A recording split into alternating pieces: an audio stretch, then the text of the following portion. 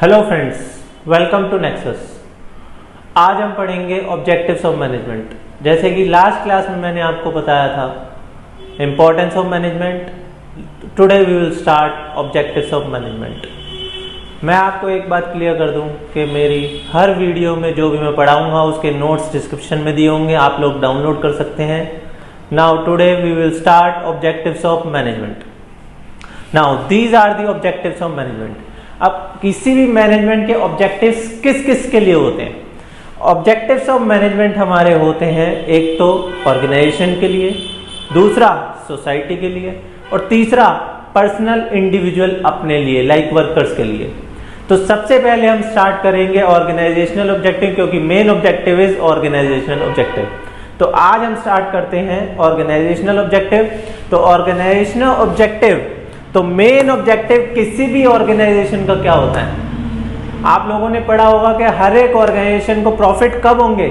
जितने भी उसके पास रिसोर्सेज है, जब उसका फुली यूटिलाइज होगा, वो ही उसका मेन ऑब्जेक्टिव होता है। तो ऑर्गेनाइजेशन का मेन ऑब्जेक्टिव क्या है? Human and material resources. They are difference between human and material. Human that is human resource, जैसे हम हो गए। लाइक अगर हम कंपनी में 10 घंटे काम कर रहे हैं तो हमारी 10 घंटे की वर्तमान निकलनी चाहिए। तो सेकंड आता है हमारा मटेरियल रिसोर्सेज, लाइक जो मशीनरी यूज कर रहे हैं वो रिसोर्सेज। तो किसी भी कंपनी का मेन ऑब्जेक्टिव क्या होता है? ह्यूमन एंड मटेरियल रिसोर्सेज को फुली यूटिलाइज करना। That is to fulfil economic objective of the organisation. उसको हम क्या कहते हैं? Economic objective of the organisation.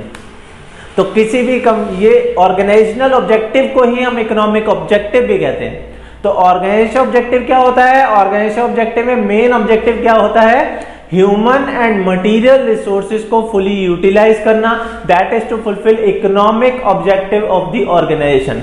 Economic objective of the organisation अब हमारे कितने होते हैं? 3 होते हैं। That is survival, profit, growth. कौन कौन से होते हैं? Survival, profit, growth. ये तीनों किस में आते हैं? ऑर्गेनाइजेशनल ऑब्जेक्टिव में। सबसे पहले आप लोग लिखेंगे ऑर्गेनाइजेशन ऑब्जेक्टिव में, ऑर्गेनाइजेशन का मेन ऑब्जेक्टिव क्या होता है? Is to fulfil human and material resources to the maximum possible extent.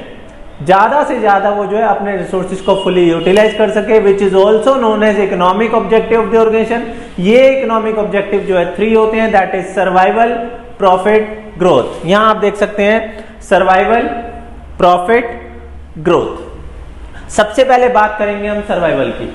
Now what is survival? किसी भी कंपनी का सर्वाइवल कब होगा? सर्वाइवल होगा जब उसके पास कम से कम इतने रेवेन्यूज आए कि उसकी कॉस्ट कवर हो जाए। लाइक अगर आपने कोई भी एक कंपनी स्टार्ट की है तो उस कंपनी का मेन मोटिव स्टार्टिंग में क्या रहता है कि एटलीस्ट मेरी जितनी भी कॉस्ट लग रही है वो कवर हो जाए। तो फर्स्ट आता है हमारा सर्वाइवल। सर्वाइवल में क्या आता है? एटलीस्ट इतने रेवेन्यूज अर्न करना जिससे कि कॉस्ट कवर हो जाए।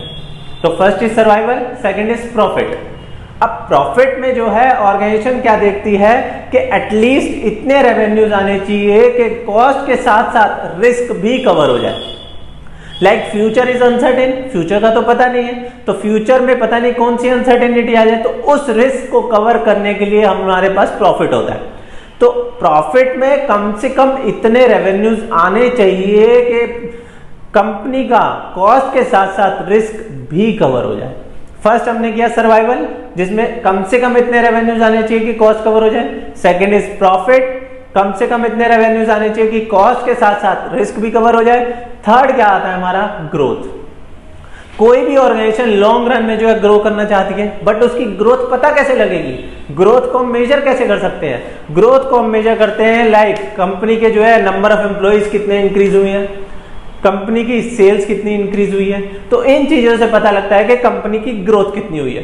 तो ऑर्गेनाइजेशनल ऑब्जेक्टिव में हमारे 3 आते हैं। That is survival, profit, growth. Survival में हम लिखेंगे कि एटलीस्ट इतने रेवेन्यूज हमारे आने चाहिए कि कॉस्ट कवर हो जाए। प्रॉफिट में लिखेंगे एटलीस्ट इतने रेवेन्यूज आने चाहिए कि कॉस्ट के साथ साथ रिस्क भी कवर हो जाए। और ग्रोथ में हम लिखेंगे कि ग्रोथ को हम कंपनी की कैसे मेजर करते हैं, लाइक नंबर ऑफ एम्प्लॉइज कितने इंक्रीज हुए हैं, नंबर ऑफ प्रोडक्ट्स कितने इंक्रीज हुए हैं। तो फर्स्ट पॉइंट हमारा यहाँ पे कंप्लीट होता है। That is organisational objective. Organisation objective में मैंने बताया कि इसमें जो है इनका मेन मोटिव क्या होता है? ह्यूमन एंड मटेरियल रिसोर्सेज को फुली यूटिलाइज करना। That is to fulfil economic objective of the organisation. वो 3 होते हैं, सर्वाइवल, प्रॉफिट, ग्रोथ। सर्वाइवल में कम से कम इतने रेवेन्यूज अर्न होने चाहिए जिससे कॉस्ट कवर हो जाए। सेकंड आता है हमारा प्रॉफिट, कम से कम इतने रेवेन्यूज आने चाहिए जिससे कॉस्ट के साथ साथ रिस्क भी कवर हो जाए। थर्ड आता है हमारा ग्रोथ, किसी भी कंपनी की ग्रोथ कैसे मेजर करते हैं, लाइक एम्प्लॉइज कितने इंक्रीज हुए हैं, सेल्स कितनी इंक्रीज हुई है, एटसेट्रा। नाउ सेकंड ऑब्जेक्टिव हमारा क्या आता है, दैट इज सोशल ऑब्जेक्टिव। अब सोशल ऑब्जेक्टिव किसके लिए होता है, सोशल मीन सोसाइटी, तो इसमें ये ऑब्जेक्टिव मैनेजमेंट का जो ऑब्जेक्टिव है ये किसके लिए है, सोसाइटी के लिए। तो it involves creation of benefit for the society. इसके अंदर क्या इन्वॉल्व होता है, creation of benefit for the society, के बेनिफिट क्रिएट करना किसके लिए, सोसाइटी के लिए। तो it involves creation of benefit for the society. तो मैनेजमेंट जो है एक पार्ट है सोसाइटी का, तो वो मैनेजमेंट चाहे वो बिजनेस हो या नॉन बिजनेस हो, तो उसका कुछ सोशल ऑब्लिगेशन होता है जो उसको फुलफिल करना होता है। हर एक मैनेजमेंट का जो है कुछ सोशल ऑब्लिगेशन होते हैं जो उसको फुलफिल करने होते हैं। फिर से स्टार्ट करता हूं, हम कर रहे हैं सोशल ऑब्जेक्टिव। स्टार्टिंग में क्या आता है इसमें, सबसे पहले it involves creation of benefit for the society. It involves creation of benefit for the society. Second क्या आता है इसमें कि चाहे वो बिजनेस हो या नॉन बिजनेस हो, कुछ सोशल ऑब्लिगेशन होती है जो फुलफिल करनी होती है। अब वो सोशल ऑब्लिगेशन कौन सी होती है, इसके 3 पॉइंट आते हैं, दैट इज पग, PUG। सोशल ऑब्जेक्टिव में हमारे 3 पॉइंट आते हैं, पग, पग तो याद रहेगा, पग, PUG। P से क्या आता है, सबसे पहले मैनेजमेंट का सोसाइटी के लिए क्या ऑब्जेक्टिव होता है, P से providing basic amenities like schools and creches to employees, के एम्प्लॉइज को जो है स्कूल्स एंड क्रेचेस प्रोवाइड करना, तो that is basic amenities provide करना। तो पी से क्या आता है, प्रोवाइडिंग, प्रोवाइड करना क्या, basic amenities like schools and creches to employees. Second हमारा क्या आता है, यू से क्या आता है हमारा, using environmental friendly method of production, like company जो भी मेथड ऑफ प्रोडक्शन यूज कर रहे हैं वो एनवायरमेंटल फ्रेंडली होने चाहिए। तो यू से क्या आता है, using environmental friendly method of production. क्या आता है यू से, very good, using environmental friendly method of production. Third क्या आता है हमारा, जी, पग था ना, पी हो गया, यू हो गया, अब आता है जी। जी से हमारा क्या आता है, giving employment opportunities to the weaker section of the society. क्या आता है जी से, giving employment opportunities to weaker section of the society. तो फिर से करते हैं सोशल ऑब्जेक्टिव। सोशल ऑब्जेक्टिव में अंदर सबसे पहले क्या आता है, it involves creation of benefit for the society, creation of benefit for the society. तो अब मैनेजमेंट का जो है कुछ सोशल ऑब्लिगेशन होती है जो उसको फुलफिल करनी होती है, वो कौन सी होती है, 3 होती है, पग, PUG। पी से क्या था, प्रोवाइड करते हैं क्या, basic amenities like schools and creches to employees. U से क्या था हमारा, यूज करते हैं क्या, environmental friendly method of production. G से क्या आता है, giving employment opportunities to the weaker section of the society. Clear है, अभी तक हमने 2 ऑब्जेक्टिव किए हैं, organisational objective and social objective. Third हमारा क्या आता है, कंपनी के workers like personal objective. Personal objective में क्या है कि अब ऑर्गेनाइजेशन हमारी किससे बनी होती है, किससे बनी होती है, लोगों से, लाइक वर्कर्स होते हैं। तो organisation are made up of people, organisation are made up of people. तो ये क्या है कि डिफरेंट बैकग्राउंड से आते हैं, डिफरेंट पर्सनैलिटीज के होते हैं, जिनकी डिफरेंट डिफरेंट नीड होती है। हम क्या कर रहे हैं, पर्सनल ऑब्जेक्टिव। तो पर्सनल ऑब्जेक्टिव में एक ऑर्गेनाइजेशन हमारी किससे बनी होती है, लोगों से। Organisation are made up of people, वो जो है डिफरेंट बैकग्राउंड के होते हैं, डिफरेंट पर्सनैलिटीज के होते हैं, जिनकी डिफरेंट डिफरेंट नीड होती है। अब वो आपने बतानी है नीड कौन कौन सी होती है। इसमें भी नीड हमारी जो है 3 आती है। फर्स्ट क्या आती है, फाइनेंशियल नीड, लाइक एक वर्कर कंपनी में काम कर रहा है तो उसे क्या मिलना चाहिए, फाइनेंस मतलब पैसा, तो वो हो गया सैलरी से रिलेटेड। तो इसमें उसको क्या मिलना चाहिए, competitive salaries and facilities. Like अगर दूसरी कंपनी लाख रुपए दे रही है तो यहां भी उसको लाख रुपए के कोई नियर अबाउट तो मिलना ही चाहिए, तो वो होता है कॉम्पिटेटिव सैलरीज एंड फैसिलिटीज। तो first is financial need, first is financial need, that is competitive salaries and facilities. क्या आता है, competitive salaries and facilities. Second, first is financial need, second is social need.